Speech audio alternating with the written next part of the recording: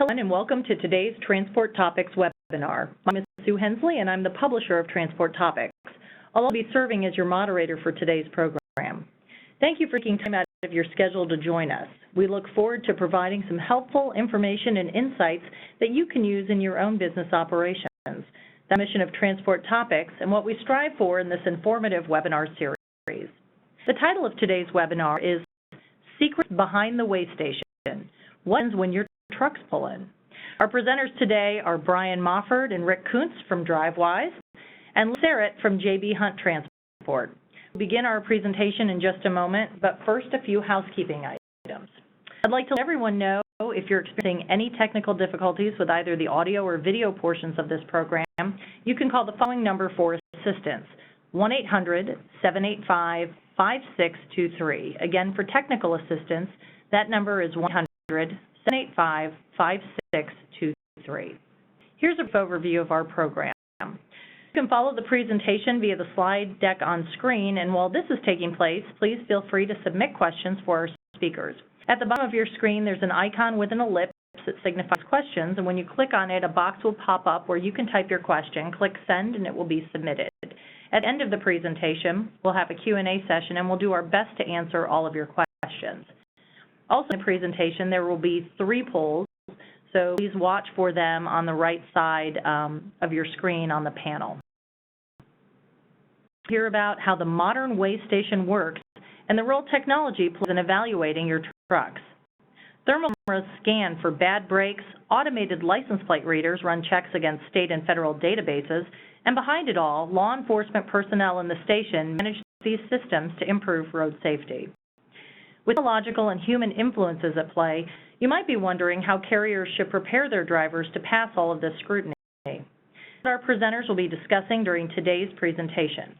You'll learn about new technologies being used by law enforcement, and you'll discover what law enforcement really looks for when your trucks come up the ramp.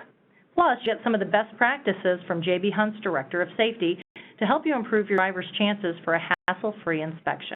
With that, I'm going to turn things over to Brian. You can take it from here. Thanks, Brian. Thank you. So a quick introduction. First of all, I am the Vice President of Government Experience here at Drivewyze. I joined Intelligent Imaging Systems, which is the parent company of Drivewyze, back in 2010, where my role was to help the company develop new products and services. And along the way, the concept of Drivewyze came out, and I was tasked with going and proving out the concept of Drivewyze and turning it into the business that we have today. And so I'll talk a little bit more about those two companies and some of the technologies they deploy. Joining me is Rick Kuntz. Rick joined us in 2016 as a training consultant. We teach our law enforcement agency partners on how to implement and use both the Drivewyze and ISMR roadside technologies. Before joining Drivewyze, Rick spent 27 years in the Pennsylvania State Police, serving over 20 years in the commercial vehicle enforcement. And also with us is Sarah, who's the Senior Director of Safety at JB Hunt Transport. Lee holds a CDS and has a degree in occupational safety and health. Lee oversees the safety and compliance of different regions and divisions of JB Hunt over the past 9 years, and in his current role, he manages all safety processes and procedures for both DOT and OSHA compliance, and oversees the technical assessment, purchasing, implementation, and training of safety technologies. We have folks representing both the enforcement side and industry side, and we look forward to answering any questions that you might have. Today, what we're going to talk about is first give you a brief overview of companies and our background in working with commercial vehicle enforcement. That show you some of the technologies that enforcement uses inside the scale houses to screen vehicles as they enter. And then after that, I'd like to bring Rick and Lee into the conversation and get both an enforcement perspective on the technology talked about, as well as discuss some of the challenges they see as it relates to safety and compliance. I'd like to turn it over to you folks on the line and answer some of the questions that they have.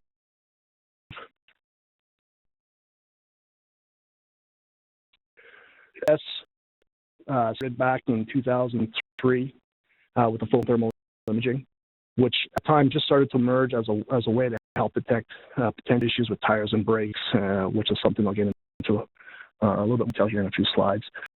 Over the next few years, customers began asking us to support additional roadside sensors, and the product suite continued to grow. By 2009, it became clear that with all the information coming in from these various sensors, there was a need to centralize and make sense of the information. And so IS had developed and launched their smart roadside platform. By 2013, the concept of extending screening from in-station to the main line led to the spin-off of a new company called Drivewyze, which was launched as a new service offering way station bypass to industry.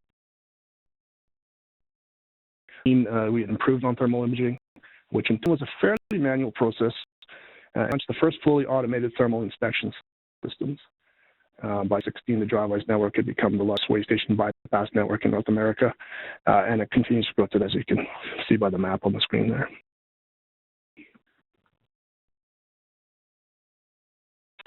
Expertise. A few folks may or may not have spoken to some of our team on the Drivewyze side. We have a full team dedicated to supporting industry in both those of Drivewyze and onboarding and support. We have the same breadth and depth on our agency side. So you support over 47 different law enforcement agencies, like commercial vehicle enforcement in their states or provinces. And so we have dedicated teams that just make sure that our enforcement partners' needs and requirements are being met during the onboarding program, as well as the day-to-day program.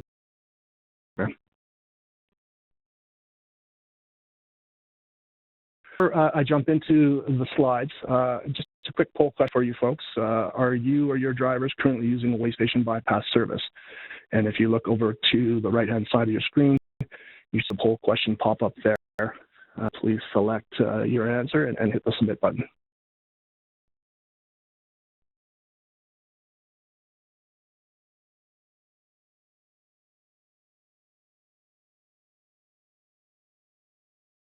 The poll is ended, so we should see the results here in just a second.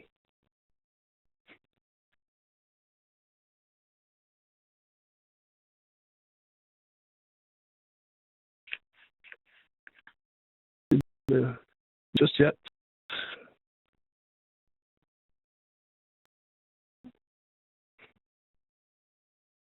A little more than currently not using way station bypass yet. Okay. About half didn't answer, and about a quarter using it, and a quarter saying no, they're not using it. Okay, great.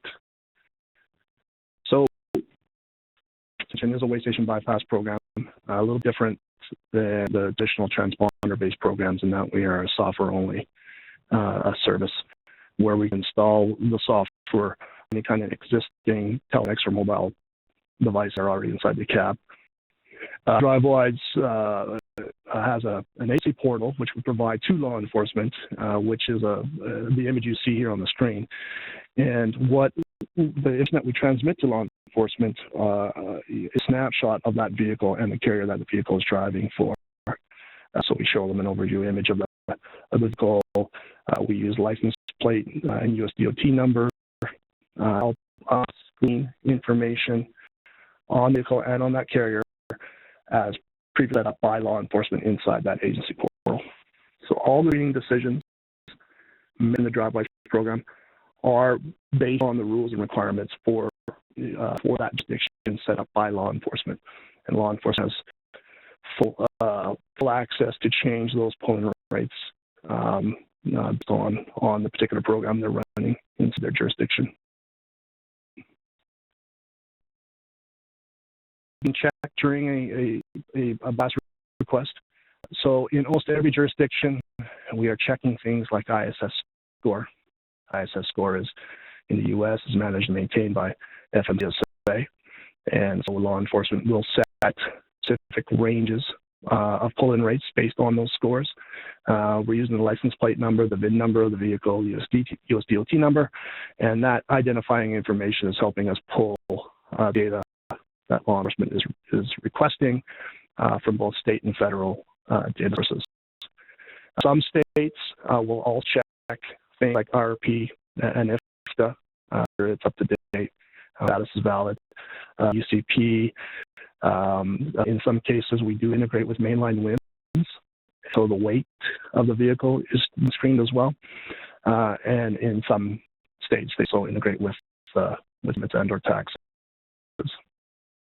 Not checked, do not screen on hours of service, screen on medical records, and do not screen on the commercial driver's license. So all of that information is typically specific to the driver of the vehicle. And so quite often the buying decision for the way station bypass programs are being done at the fleet level. We do not screen on driver-specific information.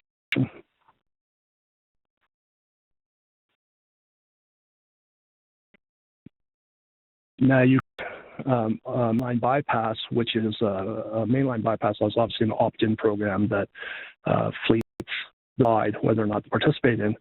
If you're not participating in a bypass program, pulling into these scale houses, technology is being used to screen that vehicle as it's approaching the scale house. And a list of some of the different items that may or may not be installed at the roadside. In all of these instances, IIS is a provider of different technologies, and we'll get into a little bit of detail of these here in just a sec. So details of the different tech. Another poll for you. Opinion on this: way station bypass programs are used by law enforcement to track drivers and issue more citations. Love feedback. And again, the poll questions on the right-hand side of your screen there.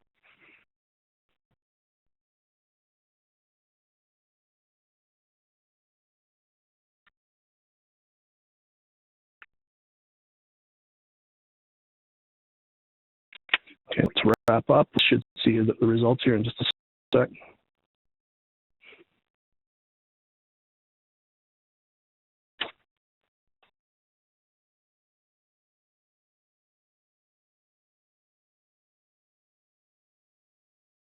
So the answer is false. The whole intention of the way station bypass programs are to keep those fleets and their vehicles that have a history of good safety or good overall safety, or do not meet certain requirements that law enforcement have, to keep those vehicles on the main line, so that vehicles that are entering the station are being screened, going through an additional screening process.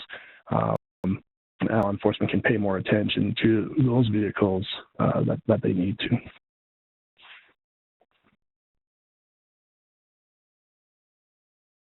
So different technologies being used in the scale houses. The first one that I talked about, and this is where I really started, is thermal inspection. Thermal inspection systems scan the truck's axle sets, looking for thermal signatures associated with unsafe and defective equipment, such as inoperative brakes, failed bearings, or underinflated or damaged tires. So it's effective in detecting brake and tire issues. It's so effective, actually, that we now get inquiries from fleets looking to install this technology right inside their maintenance yards, shipping yards, so they can be proactive in detecting some of these failures themselves. As you can see on the screen there, here's a replica photo of the axle set might look like. And in most of those, you see a consistent heat pattern. But you look at that one tire right in the middle on the bottom row, it's glowing white hot. You tell that there's an issue with that particular axle, so law enforcement would in the platform, and that vehicle would be ordered towards the inspection bay, and then take a closer look. Completely, an axle where the brakes themselves have failed entirely, while completely cold, no heat generated since the brakes are not engaging, and that would cause an alert as well.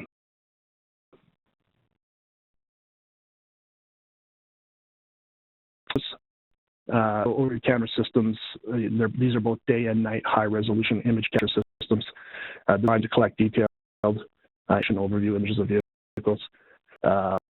These provide highly confident visual verification of vehicles that enforcement officers might be interested in.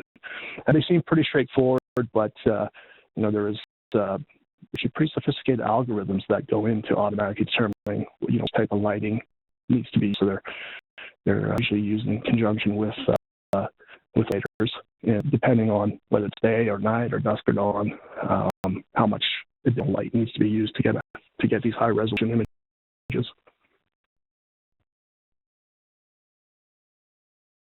So there's a number of different types of automated readers that could be deployed.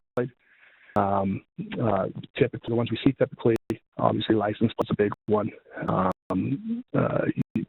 geared towards the front of the truck. Finding an image of the license plate and then decoding it, and information being used to verify things like registration. This DOT number, so that's typically aimed towards the side of the vehicle, and it'll scan the entire side of both the tractor and the trailer, trying to find a US DOT number and decode that, and that could then be used to check the safety rating or the ISS score of that particular fleet. Hazmat placards. If that vehicle is permitted to carry or has waste loads, it'll detect the location of the placards and make sure that vehicle is displaying the appropriate placards. The CVSA stickers is another one. So scan the front and side shield and windows of the vehicle. For looking for a valid CVSA sticker, automatically collect the age of the vehicle, determine the expiration date based on the characteristics of the sticker.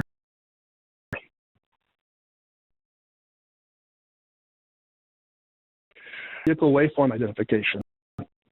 So the VUI system, it's a method of electronically identifying and matching commercial vehicles. So we got a little added here, a little video that kind of shows you how it works here. Get that loaded up here.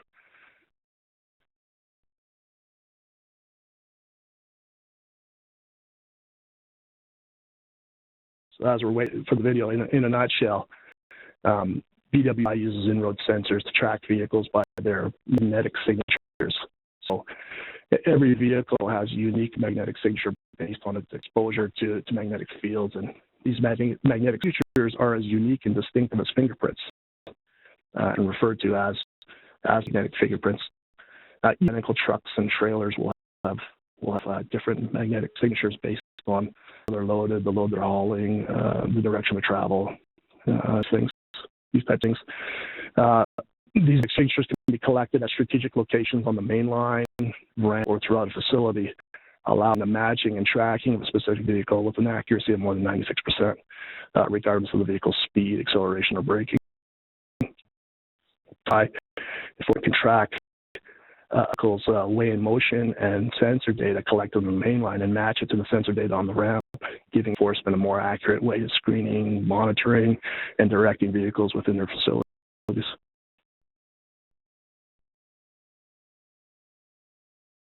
Lane control quite often works in conjunction with the previous slide, vehicle waveform. Based on the information that the roadside sensors are transmitting, can automatically route vehicles to different lanes inside the station. So it can help enforcement post station open or close notices, help them monitor backups on the highway, and then inside the scale house it'll split traffic into multiple lanes based on screening outcomes from the information collected on all the various sensors. It helps enforcement make sure that they direct trucks to specific lanes in areas using lane control signals, and integrates with chassis signs on overhead gantries. So as the trucks are pulling in, should a particular screening alert be set off on the information collected from the vehicle, it may direct that vehicle to a specific lane where officers in that lane are taking closer looks at things like brakes. If there are no alerts on a particular vehicle, it might direct them to a main pass lane within the scale house.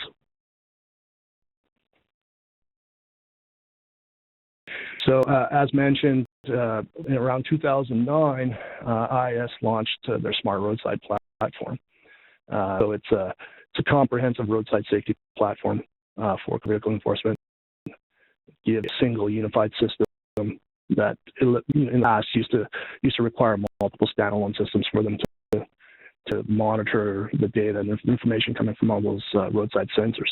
It's highly scalable, supports mainline screening, ramp screening, and even remote screening. So for jurisdictions where there are a lot of roadside inspections, either in mobile and temporary locations, they could integrate a lot of the technologies I've talked about, including the smart roadside software, into a van or a trailer that they could set up on the side of the road.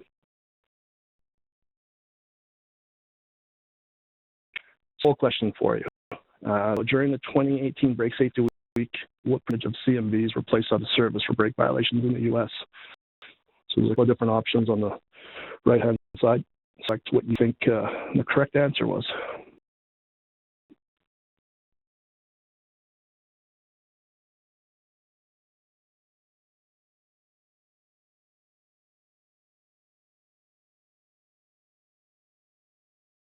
Poll is just about to end. Let's see the results here in a sec.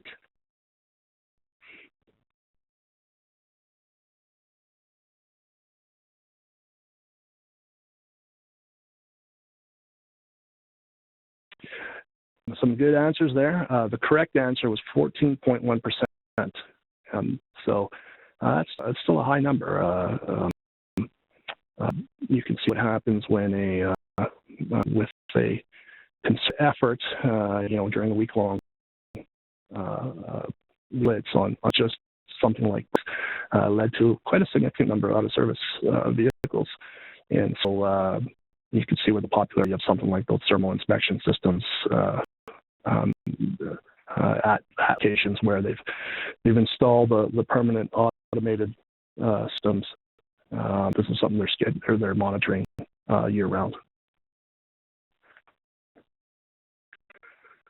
That's it for the technologies. At this time, I'd like to bring Rick and Lee into the conversation and talk a little bit about their perspective on both technologies I talked about and how enforcement is using them, as well as other challenges when it comes to complaints. So some of the common questions we get, for instance, what kind of traffic do weigh stations see on a daily basis? And Rick, you've worked both on the enforcement side, and now you work very closely with multiple agencies on the trend side. What do you see there at these scale houses?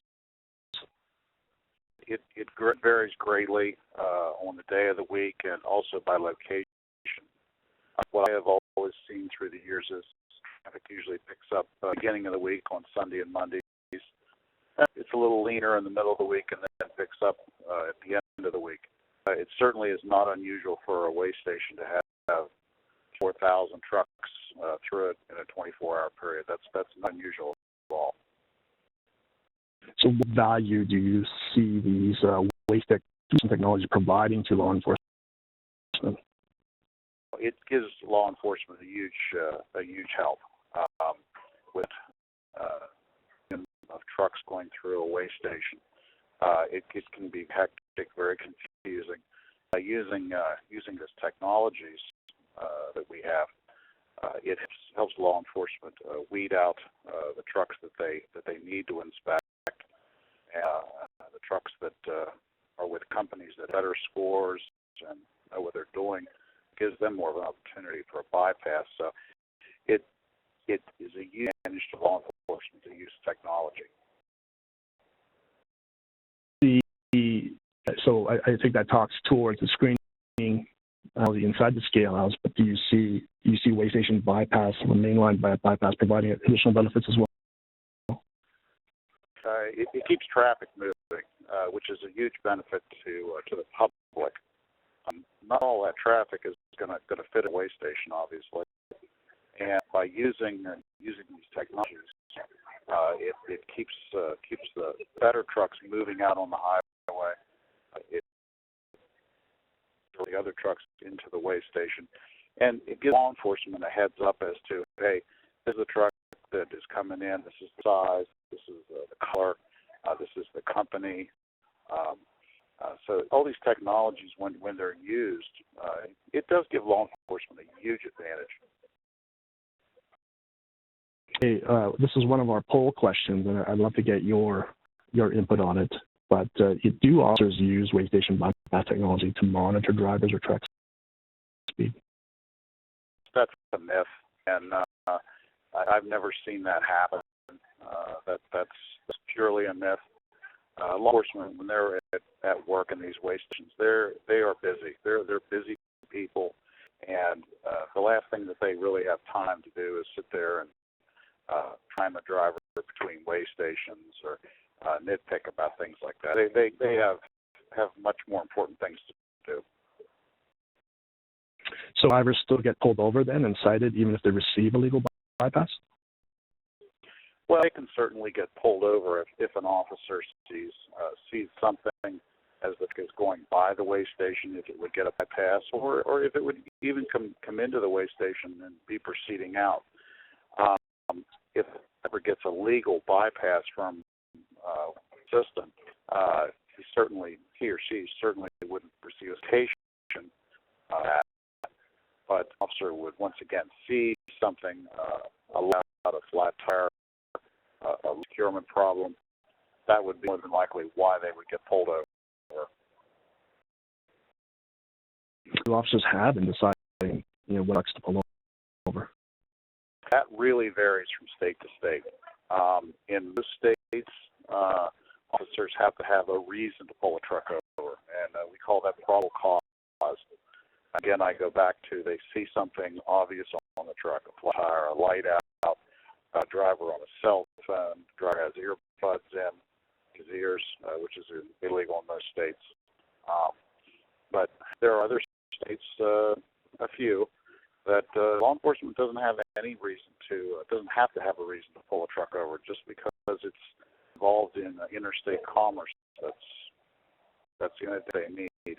But again, I go back, most states have a reason to pull you over. So from your enforcement days, what types of indicators would you look for deciding whether to inspect the vehicle or not? Things that I always looked for, Brian, was what is the general appearance of the commercial vehicle? Is it being kept up? Is it somewhat clean? In these winter months, that's a little difficult to do. But in general, law enforcement, at least in my experience, has been they're looking at the general upkeep of the truck. We're looking for things on a truck as it goes by that are loose, missing, things that should be there that aren't. We're looking for a strap on the load. I guess like that are common sense to me, but a lot of experience on the road and looking for things. That's kind of experience. I think I'd like to pull you in and get your perspective here based on that question. So, what does JB Hunt do to educate us on law enforcement scrutiny, and what do you implement to reduce chances of inspection? At JB Hunt, we often will bring in state enforcement to our large terminals or larger facilities, and we'll bring officers in to do training on the site with both our drivers and our managers. We'll often organize mock inspections with those parties to learn more from it, and then we found that it creates just great open dialogue between the law enforcement community within that state, our drivers, and our managers. They often learn more. For clean inspections? Do. And we found that it works in some cases. For example, we reward our drivers for 100% clean inspection, but we've been found that we're just continuing to reward drivers who are already doing the right thing all the time. In fact, that type of driver will actually go out and seek inspection. The inspection rate will go up and get that reward. Have you heard from drivers, or do you get a sense that they feel that bypassing scales is a reward for contributing to maintaining good safety? You know, so Amy Hunt, we do surveys to find out what the drivers like, the technologies that we're implementing, and our bypass service always comes back with grace from the drivers. They're telling us through their feedback that they appreciate the product. They like how they're getting notification in advance of the weigh station, and or that our drivers tell us often through these surveys that they understand that they're saving money and making money by moving the road with their bypass rate. Let's stay on inspections here for a second. And Rick, I'd like to go back to you for a sec. How do you decide what level of inspection to conduct once you pull the vehicle over? Whenever I'm walking around the vehicle after I've greeted the driver, things that I'm looking for, once again, I go back to what's the general appearance of the truck. As I'm walking around, I'm looking at the tires, I'm looking at the wheel patterns, I'm looking at the brakes and I'm looking at the suspension. A lot of times I'm looking for something shiny that shouldn't be, like around a wheel fastener.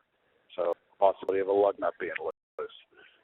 Things that should be shiny in suspension, for example, that normally moves. But in looking for the general upkeep of that truck, peeking underneath to see if I can see anything that might be amiss.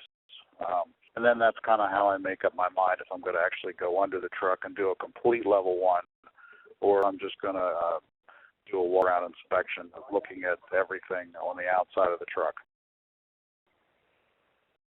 So do the inspectors have an inspection quota or a citation quota? Well, again, that's a yes and a no. I do have a quota when it comes to the number of inspections.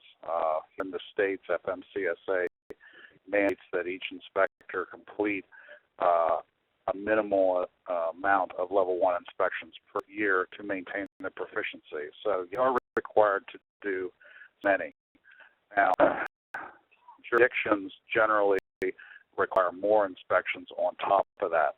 It's not unusual for an inspector who does inspections full-time to be required to do 500 or 600 inspections in a year's time. And that's like a big number, but really if you have a guy that's working 40 hours a week, that's not hard to do. When it's doing traffic stations, that's a myth. There is no quota system for citations. In some states, that quota is written in the law as being illegal. I've never heard of a state that actually had a quota for citations. So how would you decide, again, as the inspector, whether to give out a warning or a citation? Well, I think that how most officers do it, and myself included, when we look at a violation, if it is something that is in the CDS out of service criteria, you can probably bet you'll get a citation for it. Those are the most critical violations that are out there, and more than likely, if you find a service violation on the truck, you're going to get a citation. Now, otherwise, it's completely officer discretion, completely. Really, it can. And another question I get is, who's the citation actually made out to? The way I always did it, I always looked for who was the responsible party. If something that a driver was responsible for, then I would issue a citation to a driver. If it was that I felt that the company was responsible for maintenance-wise on the truck, then the citation went to the company. I feel most drivers have a good understanding of the FMCSA regulations? Well, again, we're all over the board when it comes to that. I think that your company drivers have a little bit more of an understanding of the regulations than the smaller operations or the independent drivers. Most companies do a pretty good job of keeping their drivers up to date on regulations and what to look for in the truck, especially in that pre-trip. But I think that driver education is lacking. Companies do a better job at it than others. I think it's time to pull Lee in, and Lee, I'd love to get your perspective. What can carriers do to improve driver understanding of the regulations? As I was saying earlier, I'm a big believer. If you bring in state enforcement to do those exercises I spoke of earlier, such as mock inspections and queuing with your drivers, your drivers and your managers will learn a lot from that. It'll be a great benefit. I would also tell you that being a member of CVSA and learning from officers has been very valuable. Learning on the hot topics straight from the source when you go to CVS meetings has been a huge win for us. And let's not forget, continuously reviewing the importance of pre-trips and doing trip inspections on site with your drivers is a huge win. Our drivers, though, you spend more time with their driver trainers, and they get hands-on training. This includes things like how to act and speak, as Rick was saying earlier, around the law officer, that you're doing a job, not to be rude, be polite. That's a long ways for us as well. And we all have multiple sites that we do training at. So drivers struggling early on and we get issues with him, whether it be through inspections such as hours of service issues, form of manner problems, or he's not doing he's not checking lights or something like that. We can always give additional guidance there at one of our training centers. One of the things Lee mentioned there was about being respectful when dealing with law enforcement. How can carriers or drivers build a good reputation with enforcement? Well, certainly drivers need to be courteous whenever they get stopped. They need to realize that it's just a normal course of business, being a truck driver, that they are going to be pulled in and going to be inspected. To realize that officer is a professional, as the driver is, and there certainly is nothing wrong with a driver asking law enforcement, tell me what you found. Courteously, back, show me what you found back here. That gets whatever the problem is fixed much quicker, and there's no really nervous. Just be yourself. Talk a little bit about what you guys are doing at JB Hunt. Is there anything else you do to help build a relationship with enforcement?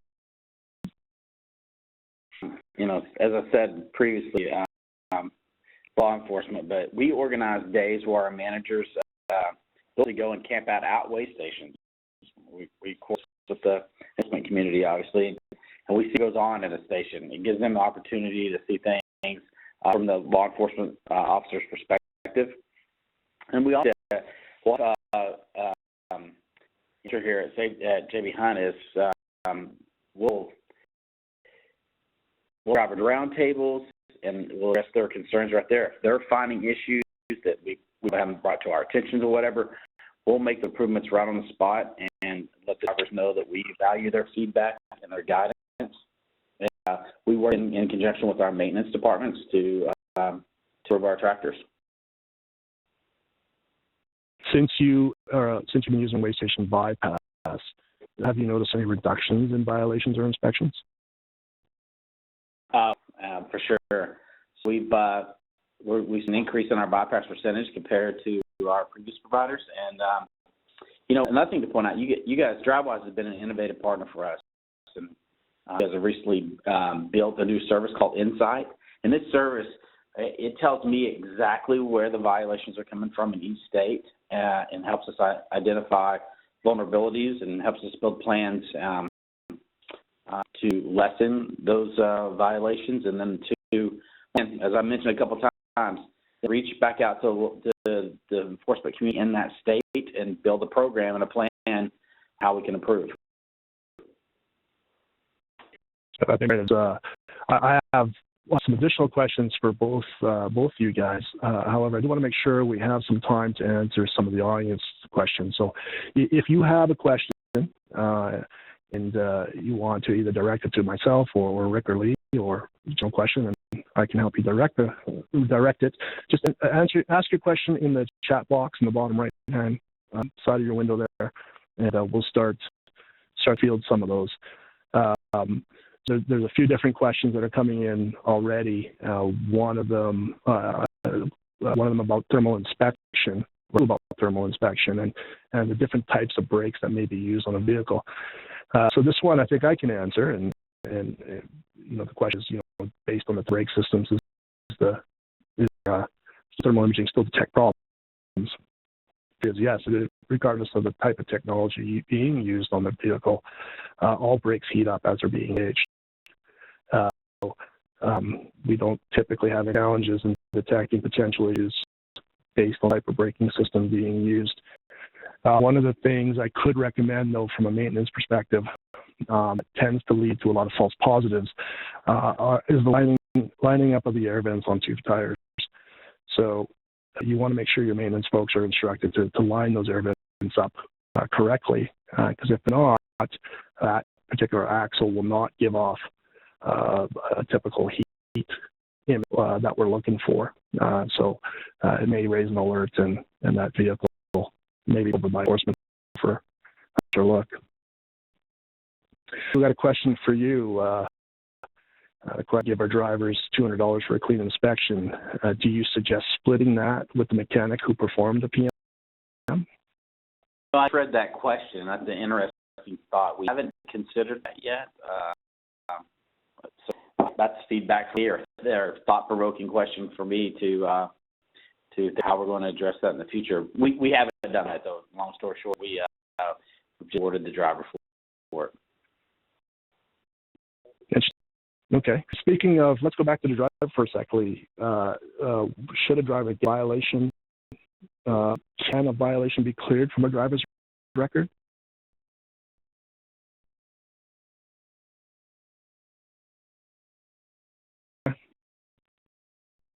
Yeah, I'm speaking to the mute button. But absolutely, that can be cleared from the driver's record.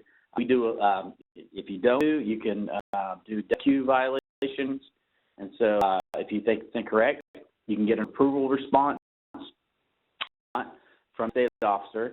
And I found that they usually give you a very fast response. When it comes to that accused, my advice would be to get methodical with your information and build a case as to why violation is inaccurate. Be prepared with all of your data and proof together in advance, and get that data queue. If one of our drivers received an inaccurate bypass violation, example, Drivewyze has always gone and helped us get cleared from that driver's record.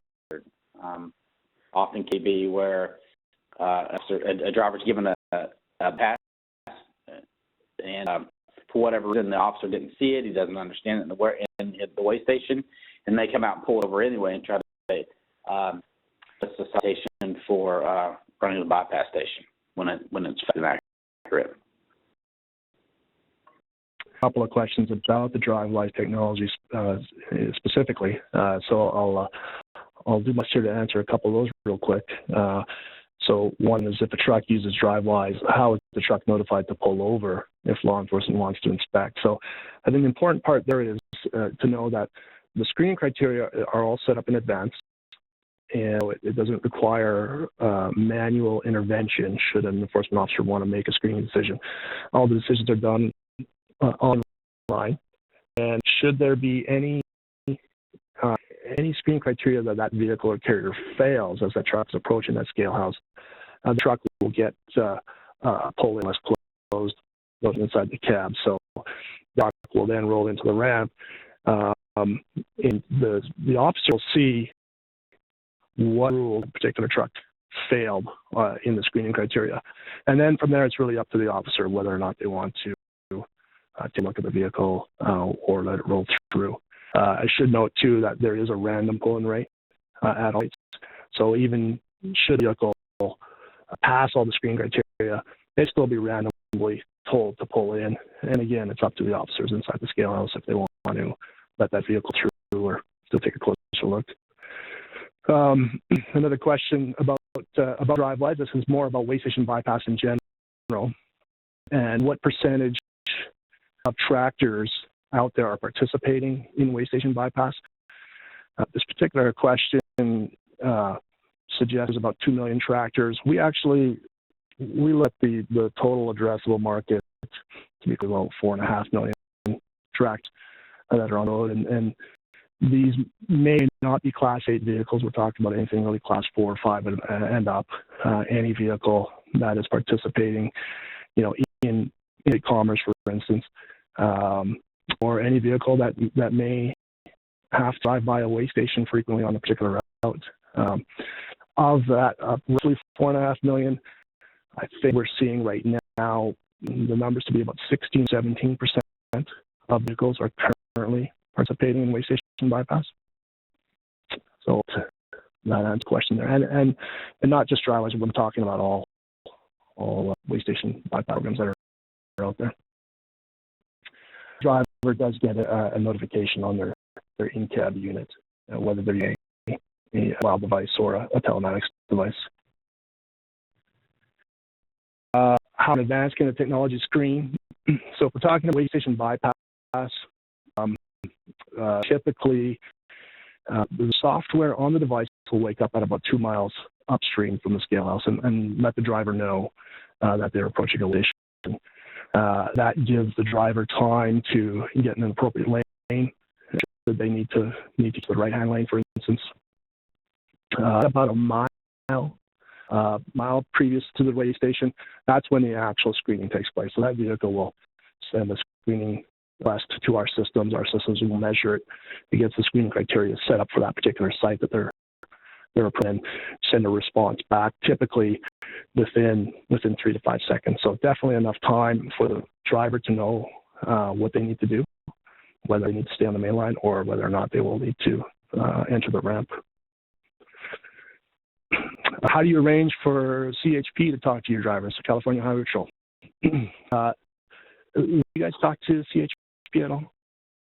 We, in fact, so what you need to do, and I can share with you a captain's name. You need to reach out to, you start with the captain and ask for who's a training officer that can come out. Frankly, it's that simple. We do that in almost, not state, but states with a lot of traffic. So California is a great example. California, Texas, Georgia, states like that, Illinois. We do that at least once a year. And you just by, once again, referencing CVSA again, that's a good connection to have where you can make those relationships, but those individuals' names are available and you can reach out to them and start from there, find a training officer to come out and support you. Great. Drivewyze program here. Should a driver enter the station if the bypass service gives no driving commands? So we try to prepare our application for a point of failure.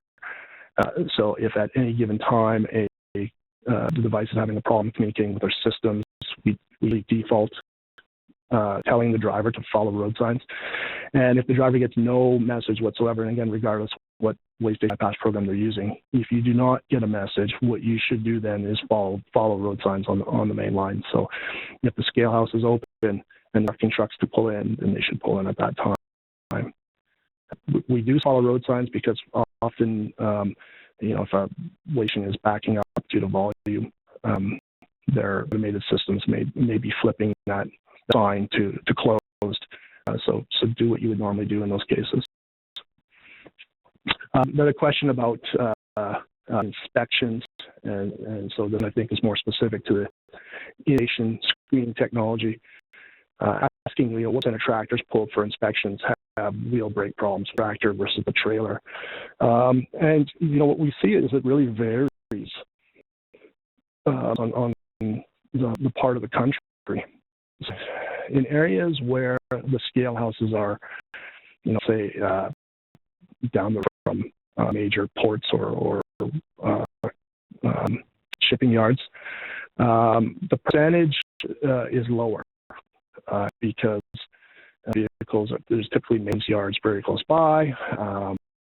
The fleets pulling in and out are aware of what technologies are being used by local enforcement versus drive-through states, interstates where driver may not travel regularly but is going cross country. We can see that the percentages go up a little bit. And again, I mean, the challenge with brakes is when a vehicle leaves a maintenance yard, everything may be good with the brakes. Brake issues tend to occur while the vehicle is driving. So you have a very good scences program. Your driver may have gone through the pre-trip inspection and everything checked out, but then unfortunately through wear and tear of the tractor and or trailer, a brake issue occurs while they're issued. So that's another thing to keep in mind. Another Drivewyze question. I tried for a trial period, but unfortunately 95% of my company is in Pennsylvania, New Jersey. So will Drivewyze be operational in those areas anytime soon? So yeah, we're constantly conversations with all remaining states and provinces. We hope to be in those jurisdictions. My team currently working on those jurisdictions, Pennsylvania, New Jersey in particular. We do have an agreement in place with Oregon if you're on the other side of the country, and we're currently integrating with Oregon's existing Oregon Green Light system. So we hope to offer this in Oregon very shortly as well. Ron, I'm going to let you take this one. Our fleet of box trucks, most are under 26,000 pounds, or trucks that are in good shape, and our T-score is good. What seem we are inspected almost a trip out? Yeah, unfortunately, I have seen that occur, and the smaller trucks, it's a quick inspection for an officer, and that be from state to state. Those smaller trucks don't have air brakes, so it requires the officer to do quite as much work underneath the trucks. And so it's just kind of the nature of the business. The smaller trucks at times get selected more often than not. Yes. Hope that answers your question, and that's probably, if you're noticing it in a particular area or with a particular agency, maybe that goes back to establishing that relationship with local enforcement and see what you can do to build up and their trust with that enforcement agency. Another Drivewyze relationship. Yeah.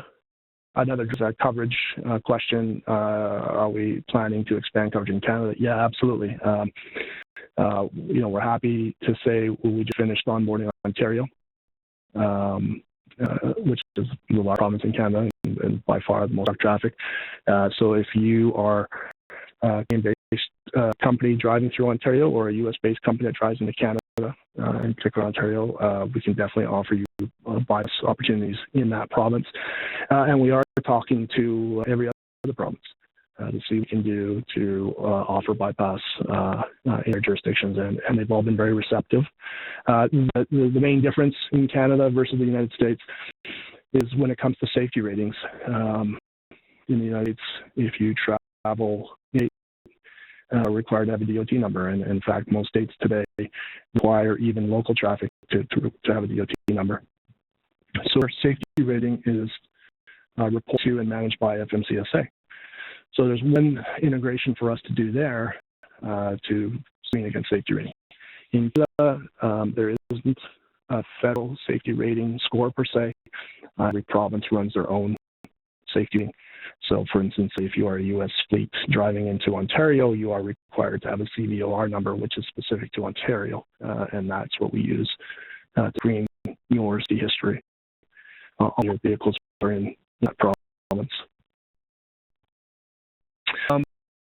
This one, Lee, I'm going to ask you this one, see what your response is. Do warning citations CSA scores for both the company and the driver? Yes. So we, in fact, that's a program that we're working on right now. So what we often see in warning citations is we will see a warning for speeding and not an actual citation. The reason for the officer doing that is it's up for debate, it's argument, but for whatever reason, we see far more speeding rather than a citation. And in my opinion, the act is the act. It's one and the same.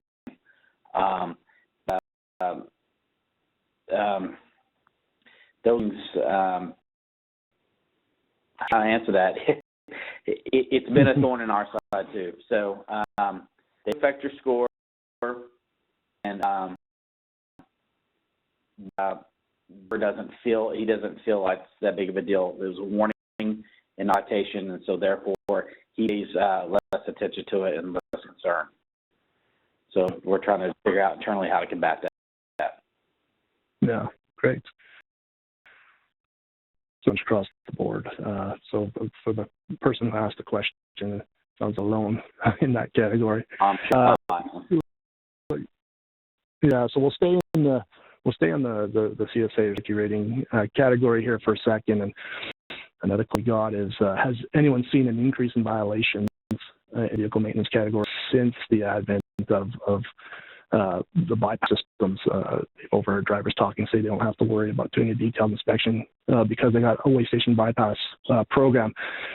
And so I don't know that I care if anyone's seen an increase in violations.